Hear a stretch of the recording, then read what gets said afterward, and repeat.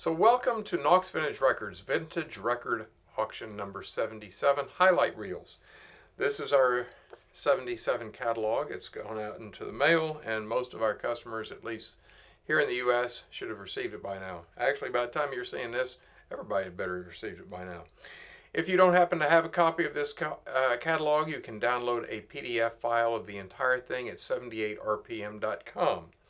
78rpm.com is our website. It includes not only the catalog, but all of the other things that we sell: turntables, discophile record sleeves, books, and so forth.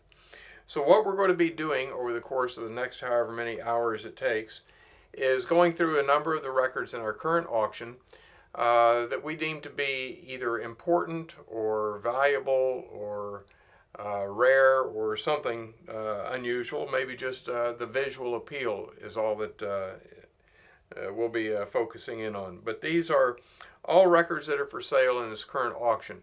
As you can see down here at the bottom of the auction closes on, what does that say, Raquel?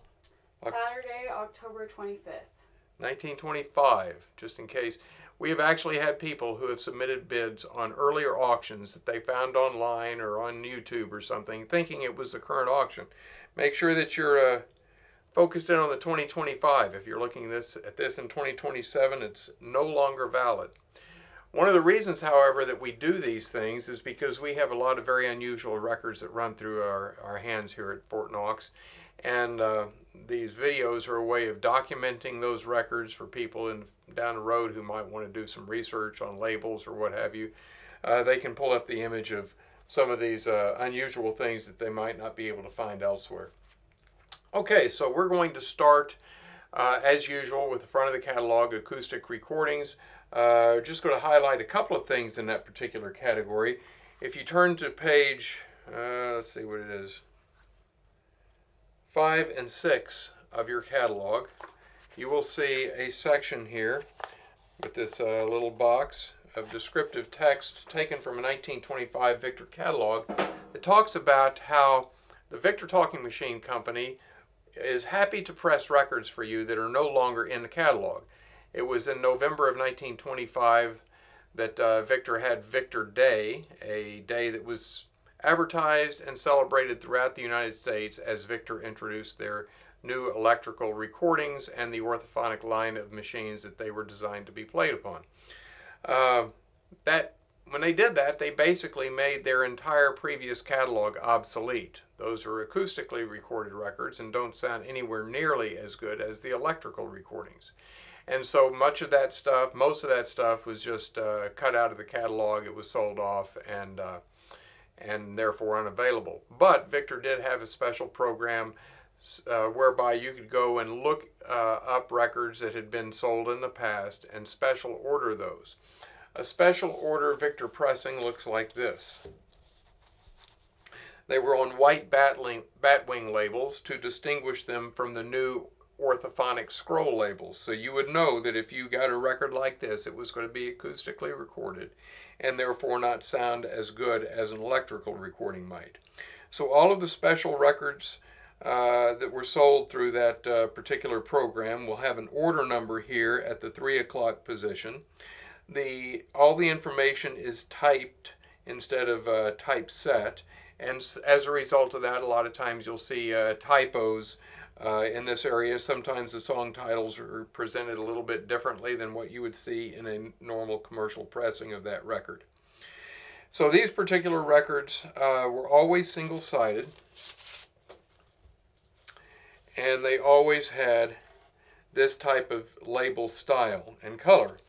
Most of the records that you will encounter and that I have encountered over the years are going to be operatic or classical in nature. However, last summer, I made a trip to the West Coast and I purchased a collection in the Oakland area. And it contained a couple of hundred of these white label special order pressings, all taken from the domestic catalog, 10-inch domestic pop type recordings. And that is highly unusual, and especially to find them in this quantity. They had all been ordered by the same guy. That was obvious. There are about 5 different order numbers that appear on the labels. So Any record that would have been made in a given order would bear the same order number here in this position. And I detail that in the catalog if you're interested in those sorts of things. So as you can see, this is a beautiful record. This is actually a recording from December of 1903. If you wanted to find an original copy of this on the original label of issue, the chances of you finding one in this condition are virtually non-existent. That is one of the reasons that makes this particular collection so unusual is that virtually all of the records are what we would call gem quality or dealer stock. In other words, they all, with maybe one or two exceptions, grade E or E plus. Just gorgeous records. Why a guy would have spent the money, time, and effort to have placed these special orders and then not played the records, I don't exactly know. I don't know if these were ordered by an individual or some kind of an institution or archive. My initial thought was that it might have been a school, particularly because a number of these records had stars on the labels that you would normally see attached to some kid's homework or something. I have no idea what those stars meant, but the content that was on the records in terms of the artists and songs were definitely not the sort of things that you would be playing in a grade school. So I have no idea what's going on with that. But certainly there's been a lot of interest shown already in this particular category of records. I'm going to grab one of those records with the stars on it, so you'll see what I'm talking about. So as I was pulling these records out, Raquel noted that I said 1925 instead of 2025 when I was talking about the closing date. That's probably wrong. And I said something other stupid. Like that, for instance. So let me just say, my mind is not functioning the way it used to, and the way it used to was not perfect either. So I'm probably going to say a lot of stupid things as we go and put the wrong words in the wrong places, or the wrong words in the right places, as the case may be. So you're just going to have to deal with that because that's the way it is. All right. Here is one of the Victor Special Order labels. We can see you got those little stars stuck on here. Here's another one. Again, I have no idea why, but I don't know. Make up your own definition or explanation for why that's the case. All right. Over the last few auctions, we've been selling off recordings that were part of the Nauck label archive of American pre-war commercially issued record labels. We've done 10-inch, we've done 7-inch. We're going to do a couple of 14-inch in this auction. Here is an example of a Victor Special Deluxe 14-inch record. These were made in 1903. They were very short-lived and they are very rare. This record grades, according to the sleeve, V+. You can see some wear in those grooves, but it is amazing how good these things sound. In fact, we played this record on the Bitter Request show. Here is the other label variety that Victor used for their 14-inch discs. This is just deluxe record. When they discontinued the 14-inch line, they continued to use the name deluxe record for the 12-inch discs. So deluxe record is what you see on your very first 12-inch recordings, as well as these some of these 14-inch recordings. I would also make note that these records were to be played at 60 RPM. Here is your tag on the back alerting the consumer of that fact. All right. Now we're going to leap right into the uncommon American record label section, which, as I said, has been used in recent catalogs for our Nauck label collection. We have the same thing going this time. We're going to be looking at ethnic labels, American issued ethnic recordings, which sometimes the labels were specific to ethnic series, and sometimes it was a regular label of issue that would have issued other things as well, but also had a special label variety to use for ethnic series. So this is obviously a Jeanette pressing. the Apollo label. And we're going to start going through these things pretty fast because we have a lot to cover. Arion was typically a German fair. Here is Artista. Here is Artista with an artist pictured on the label. Here is a 1930s label, Baldwin. Here's a Baldwin Haitian recording. Bill Bill Blue. Bill Bill Red. Biondo Special. Another Jeanette pressing.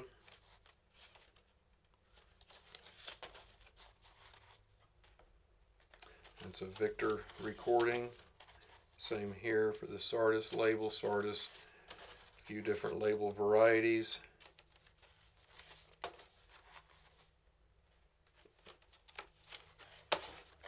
Those are from the later 30s. This is early 40s.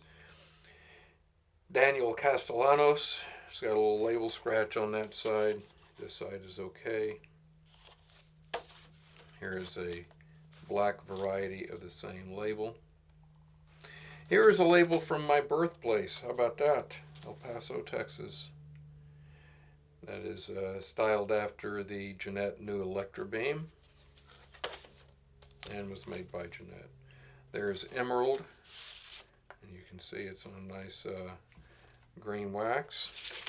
Of course, when I say green wax, we're talking shellac, but wax is the term most collectors use to denote the material that the record is pressed into. All right. Here's a pretty excellent record. Nice little cornet pictured at the top. Fernando Guarneri. A nice, very pretty Gaelic label. Geniale or Geniale. Take your pick. I don't know what's correct on that one. So here is a normal Jeanette label, but here we have the S prefix of the catalog number to denote the Spanish series. Here's a recording we played on the Bitter Request show, a dark blue Jeanette Electra Beam label for this Trinidadian recording. Very rare. This got a $100 minimum bid.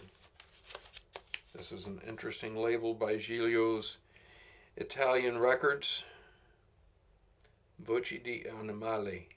So we have a special record here, which I imagine, a special label, which I presume is unique to this particular issue. Same label company, the No Frio record, and different label on either side. Some label needle runs on that one. Same kind of an idea. Golem's Hymns. Very interesting record or label. There's the Greek Record Company in a Marsh autograph pressing. I think we may have played that on the show. And Helvetia, which is devoted to Swiss recordings. These labels I may have mentioned in a past video. I'll say it again here. You do not want to get these wet. You don't even want to wipe that with a damp cloth because this is water-soluble ink and it will run and turn the label pink. This is a rare example where that has not yet happened in the last 100 or so years of its existence. So let's see if we can't keep it that way. Another record that's very, very prone to that very same thing is El Genola. If you find an El Genola, usually an 8-inch vertical pressing, it's going to have a red and white label just like that. Does the same thing. Hosep's Shanlian. We've got a lot of Armenian, Turkish, Greek type recordings in this particular listing. Here's Ideal. Italian Neapolitan Records. How about that? Here's the same thing in a small variety. Here's the horseshoe style. Same thing in a maroon color. Here's the Italian record company. Italian style. Another Jeanette special label, Yugoslavia. There's Carpathia. Certainly looks like it was pressed by OK, but I'm not sure that it was. There's the rare Celtic label. This is, I think, more of a language thing. Yeah, a dialogue in Irish on the weather with a free English translation. So I suppose if you bought this record, you got the English translation to go along with it. There's L'Insuperable. Maybe it's L'Insuperable. I don't know. And a third orange label variety of the same thing. La Patrie. This was featuring French-Canadian material. The Labor Record Company.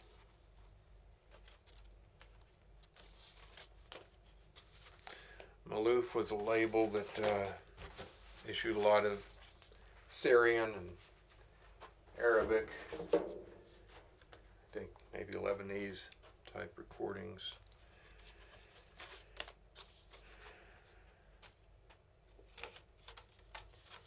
And as you can see, there are a number of different colors.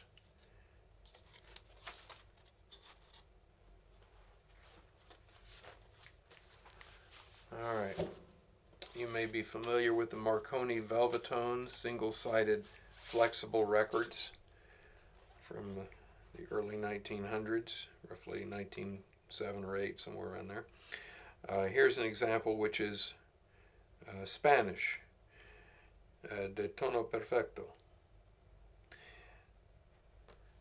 Unlike the American issues, the Spanish issues were double-sided. Why they chose to do double-sided discs for the Spanish issues and single-sided discs for the American issues, I do not know.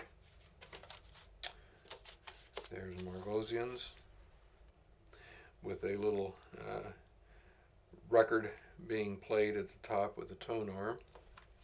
And then here's a similar idea, except with an artist being pictured. Here's one slightly different from the first one we saw. Mermaid was a Paramount pressing out of Grafton, Wisconsin. There's Metro, Music of the Orient, slightly different Music of the Orient. Or maybe these are two records that are part of a series and I didn't want to break them up, I don't recall. Nations Forum is a label that's typically found as 12-inch pressings of speeches by American politicians and statesmen. But here's one which is not. There was an Irish focus to Nations Forum as well, and we see a couple of recordings, I think 3 recordings by Eamon de Valera on 12-inch Nations Forum pressings with his speeches. So New Republic, slightly different New Republic. You can see that this one is brown wax, this one is black, as well as the labels being a little different also. Alright, now we go to Auburn de Witt. A lot of different label styles. Obviously that is a Jeanette pressing. The Sinn Féin Music House.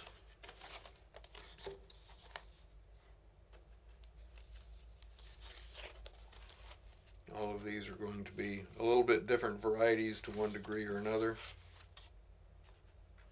That one just kind of looks like one of the early Jeanette sound effects label styles. There's orange, there's red, There's a little bit more attractive label variety of the same thing. And a much later pressing. Now this record is very cool. O'Dowd is definitely a very rare label. No question about that. Certainly belongs in this collection. This is so rare, this is the only copy I've ever had. Unfortunately, the record has a crack right here. Can you see that, Raquel? Well, if you tilt it, I'll be able to. Kind of a half moon crack there. So that's kind of a dangerous crack. But what's really special about this record is this tag right down here on the bottom. I'm not going to go into it because we don't have the time, but I would suggest that you turn to the page with lot number 772, and you can read about this recording and others like it that were involved in a case between Decca and Columbia against Victor. Victor brought suit against those companies for using red labels, saying that people would mistake the red Deccas or the red Columbias for a Victor Red Seal pressing. And of course that's ridiculous, and the judge also thought that was ridiculous. And as part of the evidence in that lawsuit, the defense assembled a huge collection of records with red labels, such as this one, and entered them as evidence in the trial to show that why hasn't Victor complained about it up to now? Why is it just now that they are getting all upset about that business? Well, the judge definitely ruled in favor of the defendants. I'm going to turn here to that page and just read something that he said. He says, "I am almost persuaded that what the plaintiff dislikes is not what it is pleased to call unfair competition, but is any competition whatever. The judgment of this court, therefore, is that the complaint herein be dismissed, and I grant to the defendants all taxable costs, allowances, and disbursements."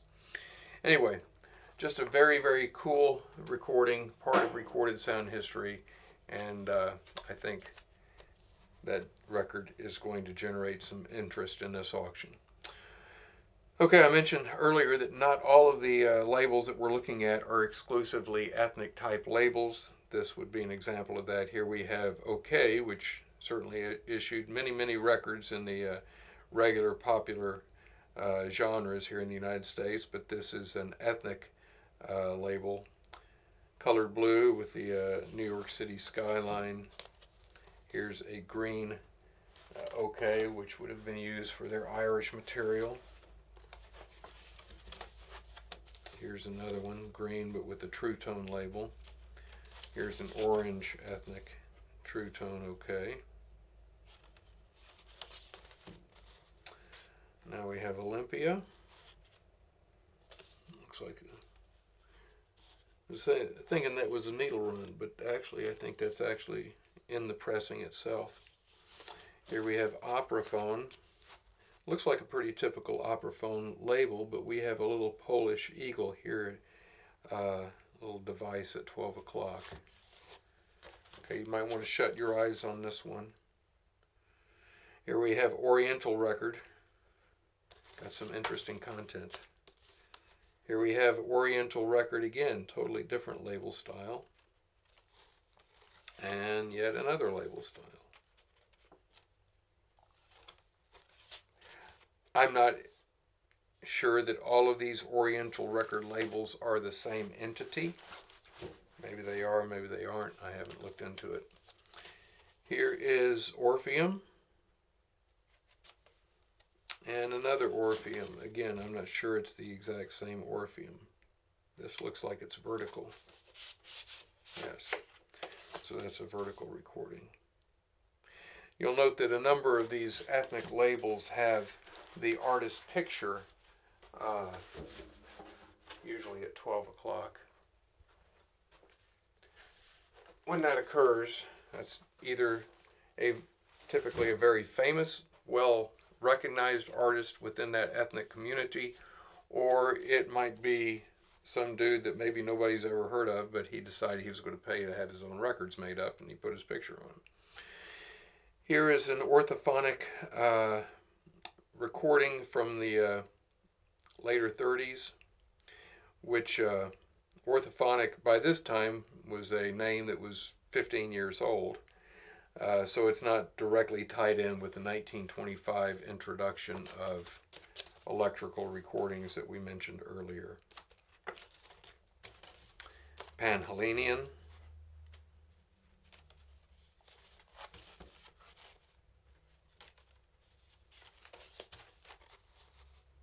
That first one actually said Pan-Hellenic. Oh, it did? Yeah, but all the others have said Pan-Hellenian. Thank you for that correction. It's one of the things Raquel is here for, set me straight. It's a pretty example right there. That one may be a little bit difficult to see, but I think that's still a Pan-Hellenian with a picture on it.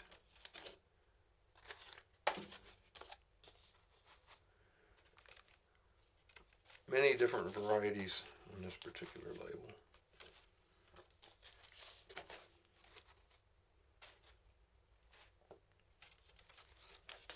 Then we get into Parsekian.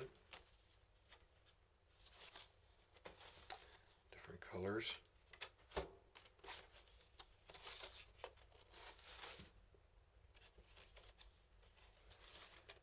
And Pharos. Phonotype. I think that's probably a pretty early phonotype label. It's catalog number 009. This is the more typical phonotype label that you're going to encounter.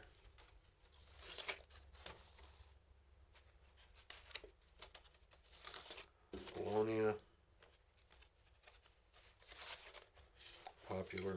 When you see a record that I pull out that's backed with cardboard, that means it has a crack, and we're protecting the record so that during the course of our handling of this recording over the auction cycle, it doesn't get busted. Profs. Pretty cool looking label there. QRS. Regina record is pressed by Columbia. I think that this might have had some connection to the Regina Music Box Company, but maybe not. Like I say, my mind is not what it used to be, and so you might want to verify that before you go impressing your friends. Rome Recording Laboratories. This was records that had something to do with the Vatican, and we have a special section devoted to Vatican records in this catalog.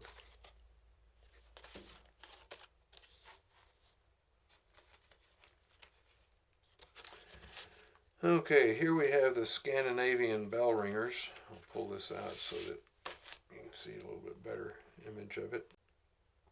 This is a Marsh autograph recording, and it comes with its special sleeve. It says Wallen's Records on this side, but if we look at the other side, we have the Scandinavian bell ringers here at the top. So this is the actual sleeve, probably, that this record was sold with. Shamlian. I guess we had a Hovsepp Shamlian earlier.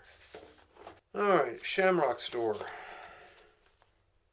You know, as I was assembling this collection over the years, there were certain of these records that I knew existed from a photograph or a mention in an article or something, that it took me many years to track down examples of some of these labels. And many of these labels are the only examples that I've ever encountered. So as you're going through this list, if you are a label collector and there's something that you're missing, you might want to really focus on picking those up, because you may not have another shot.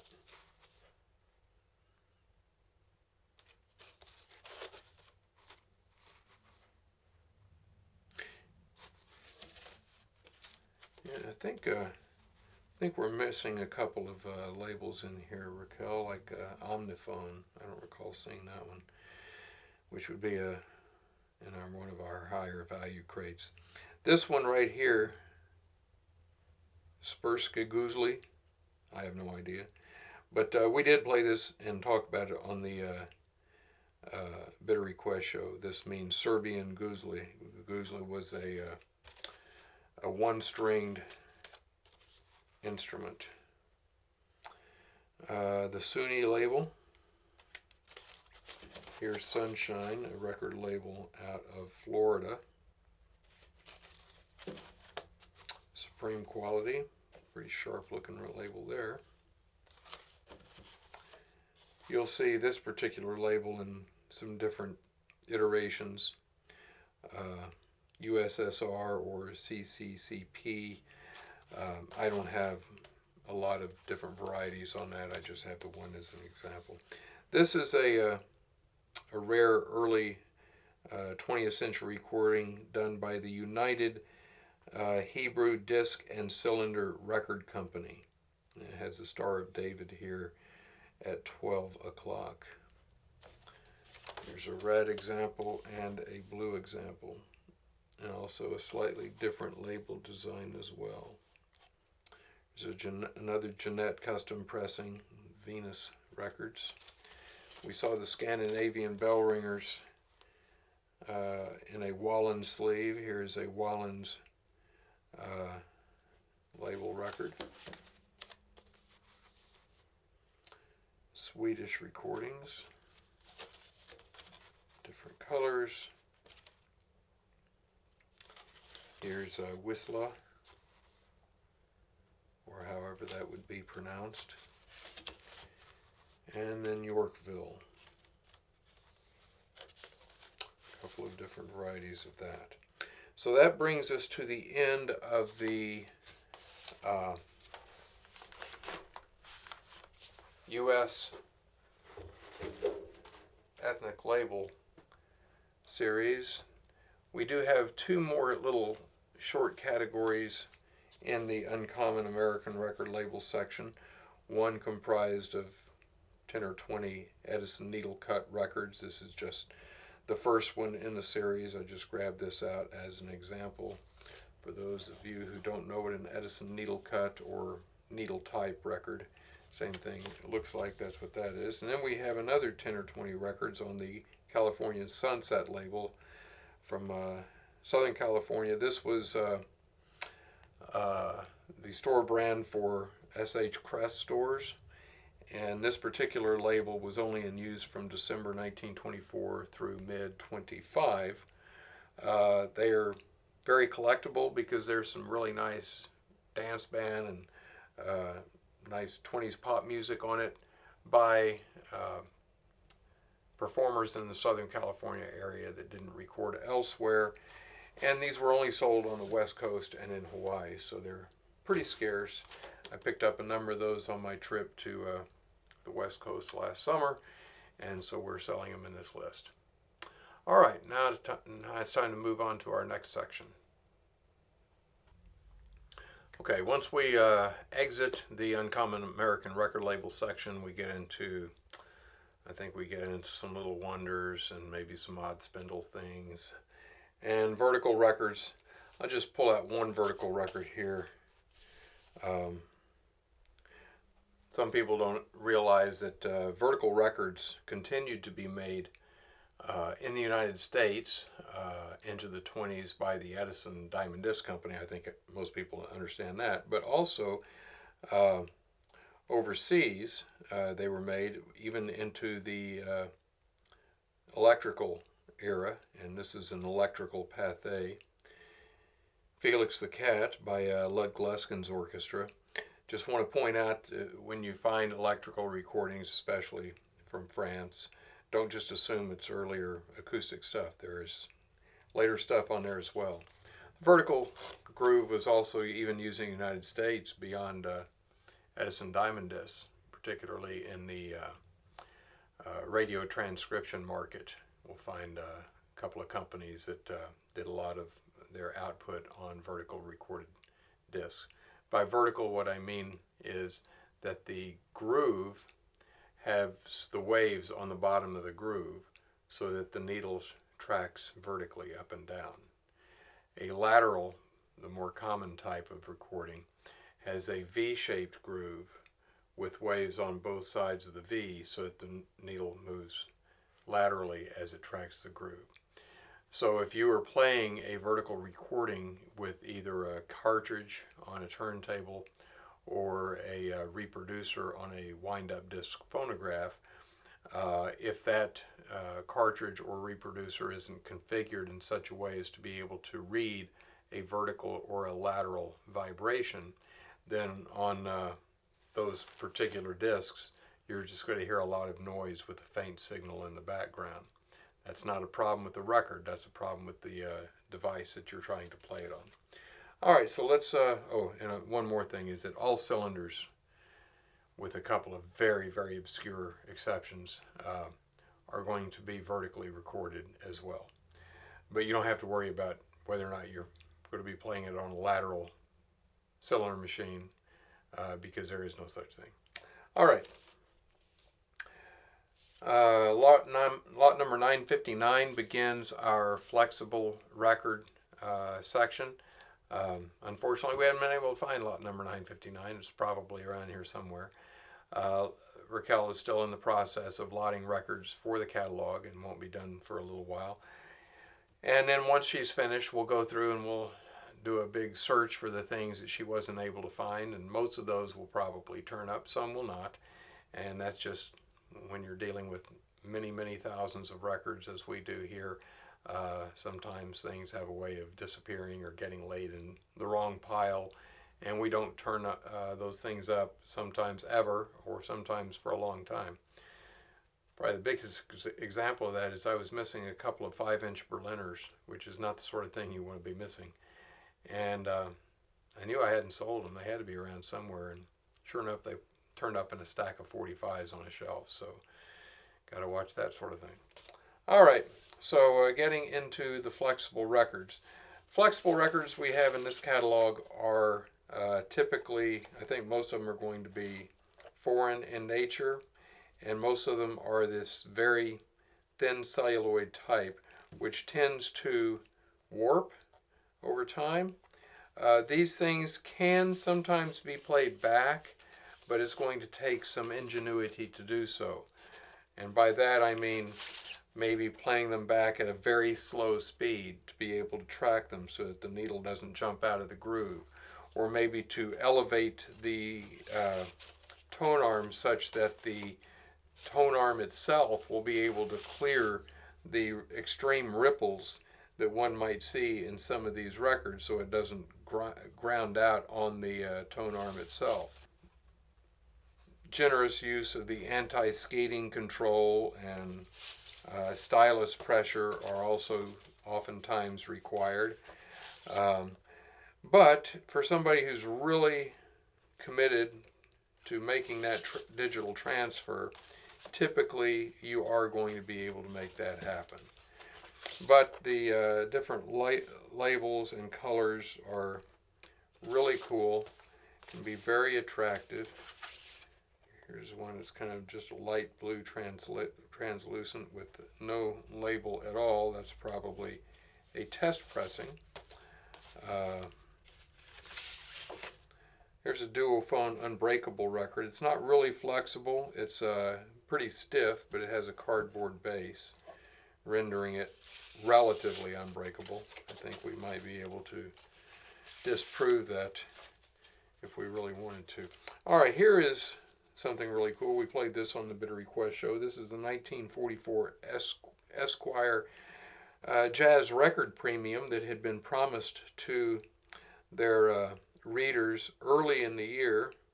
And you can see a little stamp here. It says received October 1944. So it took them quite a while to get these things produced and out to their list. And if we look inside of here, we've got the little cardboard insert to keep the record from being bent. We have an original sleeve that goes with it. It tells you what it is that you're getting. And then we have the record itself, which doesn't even have any printing on the label, or even label at all. A kind of a cardboard-based disc. It sounds pretty noisy, so we only played one side in the Bitter Request show. But this is the piece de résistance in the whole package. The original letter that came with the record, basically telling everybody, hey, sorry that we promised this and it's taken us so long, and this has been a real pain in the butt, and we're very glad to have it off of our plate, and we hope you're satisfied with this thing, because it's not going to get any better, so just deal with it, kind of a letter. And I just thought that was pretty funny, and we read that during the Bitter Request show. So I've made frequent reference to the Bitter Request show so far. The Bitter Request show is a broadcast that Mark and I produce every time we run an auction that features stuff in the auction. I'm going to just show these records as I talk, so that way we can save a little time. You can just look at the records and listen to me as I speak. And you're not getting the record lot numbers on these because I'm not really showing the sleeves. But if you download the catalog at 78 RPM, you can go to the section and you'll see what lot numbers they are and place bids on them should you have an interest in doing so. Getting back to the Bitter Request show, that's something that Mark and I do every time we run a catalog, in which we play recordings out of the show so that people can know what some of the stuff sounds like, because we have some very, very interesting records in every catalog, rare records, historically interesting records, wonderful records, terrible records, records of all types, genres, and formats.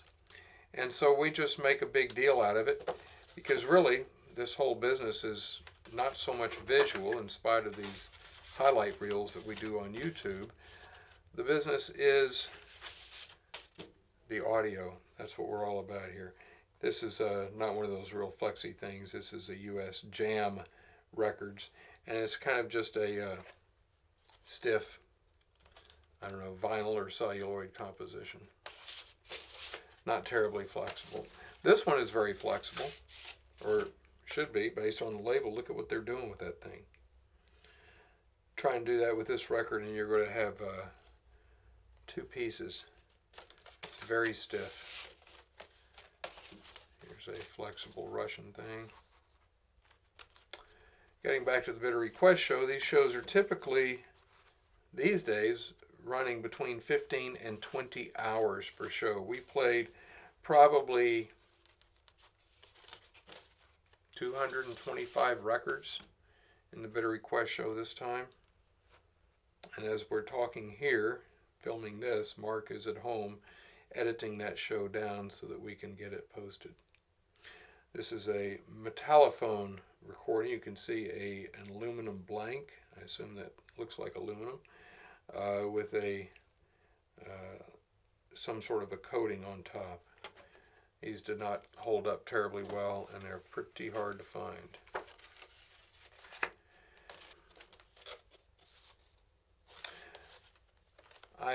Raquel and I are very pleased to announce, this may be the first time you're hearing it, that there's a Pathé, again on a very thin, flexible cello disc, which again can probably tracked and transferred if you have the time and patience to do it. Phony cord, look at that. Looks like a tostada you might get down at Mi Rancho. Alright, so getting back to the Bitter Request show. We are moving away from the CD-ROM idea, as most of you are probably glad to hear, because that's now a dead media and a lot of people can't even play CD-ROMs any longer. But it takes Nauck's Vintage Records a while to get caught up technologically to the latest and greatest. But now if you go on our websites, you can actually download Bitter Request shows, not just this one, but all of them, as digital files. all packaged up into one zip file, which will open up into the PDF of the catalog, the label scans for the catalog, the entire bidder request show, the playlist, and any other supplementary material that we might choose to include in that. So price is the same. It's still $20 per show. Only you won't have to pay shipping on it, so you save a little bit of money there. And this will open up the show to many persons who have not been able to access it in the past because they can't play the CD-ROMs. So if you've never heard a bidder request show, I would encourage you to go to 78rpm.com, click on the bidder request show link, and you'll be able to order any of the shows that you want. The very first shows were only 6 hours. It's only these more recent ones that have been 15 to 20 hours. But either way, you're still getting a tremendous value for your money.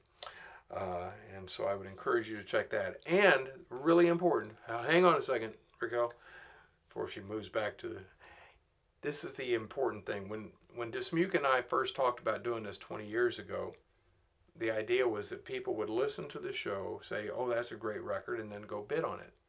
But the way it's turned out is that we broadcast the show for one weekend before the close and then the weekend of the close. And if you are not available to listen to that entire broadcast, there's a lot of stuff we're going to play you're never going to hear.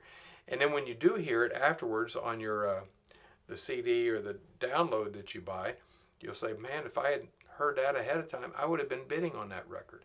Well, now, for the first time in almost 40 shows that we've done, we're going to have, by the time you see this, we will have the bidder request show mounted on a website. You can go and download it now. You don't have to wait until the broadcast portion of the Dismuke show.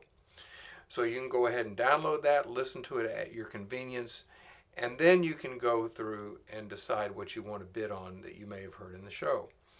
And if you don't have time to listen to the full 20 hours before the auction close, you can open up the playlist, go to the Auction 77 playlist, and just scroll down it and just look at the different records we're playing. So then you can determine the hour and the order number within that hour of that particular record and go straight to it and listen to that without having to sit through the whole thing. So it's going to open up a whole world of bidding enjoyment to a lot of people, and fulfill what Dismuke and I thought was going to happen at the very beginning. And now, these 20 years later, we can actually do it. All right. We're going to move to our picture record category. So we start off the picture records with lot number 1019. This is a very, very cool record. Some of you may recall the Texas State Fair record that we sold a couple of catalogs ago, and we showed it here on the highlight reel. This is a recording made by the same process with this patent that you might be able to see down here from 1923. Do you see that, Raquel? Patent December 11th, 1923. This is a patent by a guy named Gleason. And I did research on this when we had that State Fair record up for sale, and I discovered that this guy was doing the same thing that the Goodson records in England were doing, but he was doing it much earlier. This is a single-face disc. There is no title or artist information, but by taking this information that it says down here, Words and Music by Anita Owen, the Jones Music Company, and searching that on the internet, I came up with this piece of sheet music. This is actually a piece of sheet music. And this is a silent movie artist by the name of Alla something or other. Let's just look it up here in the catalog because I don't recall. Alla Nazimova. So that's Alla Nazimova. So I was curious as to whether whatever is played here, which is a xylophone solo, has anything to do with this woman. It does not. The actual solo played on here has been identified as Billy Whitlock on the xylophone. He was a British artist, and it's the British Dominion March. So the recording in this record has nothing whatsoever to do with the picture. which to me strongly indicates that this is not a commercially prepared disc, that this is probably just a sample or test pressing of some sort. And it predates those two Gleason recordings that we had in the catalog I mentioned earlier. It is possible, I'm not guaranteeing this because I don't know, but I can't think of anything earlier this that would constitute an American picture disc. By picture disc, I mean the grooves on top of the picture, not a picture on the back of the disc, but a picture on the groove side of the disc where the grooves cover the picture. That constitutes a true picture record. This may be the earliest picture record, American picture record known to exist, which would, and I think it dates from either late 23 or early 24. It's got a $500 minimum bid on that. That is a very special recording. So this is a Mercury picture record. Mercury picture discs were done in two types. That's the only type that we have in this catalog. This is the Leo Reisman Adorable picture disc. One of the more common of the picture disc series issued by Victor, but still very nice and desirable. It's got a $100 minimum bid. That one is a common one. This one, in my experience, is the rarest of all the Victor picture records. This is number 18-6002. The one that I just showed you here, Adorable, was pictures on a shellac base with the laminated grooved area, whereas this is the lamination on top of cardboard instead of shellac. These are much more prone to lamination cracks, and this does have some lamination cracks. However, it will play all the way through on both sides, and we're not missing any pieces. I have had one example of this with half of the lamination torn off on one side, and I've had one example of this with just the label or the picture without grooves. It was the cardboard with pictures on both sides, but the grooves, the laminate had never been applied to it. This is the first time I've had an example of this particular recording that was fully intact and fully playable. The minimum bid on this record is $3,000. Very, very desirable and is interesting record. Now let's move to our next category. Okay, we were going to go into the next section, but the next section is very large, so we're just going to cut the video and do a wrap on the first highlight reel, and we will pick up in highlight reel number 2.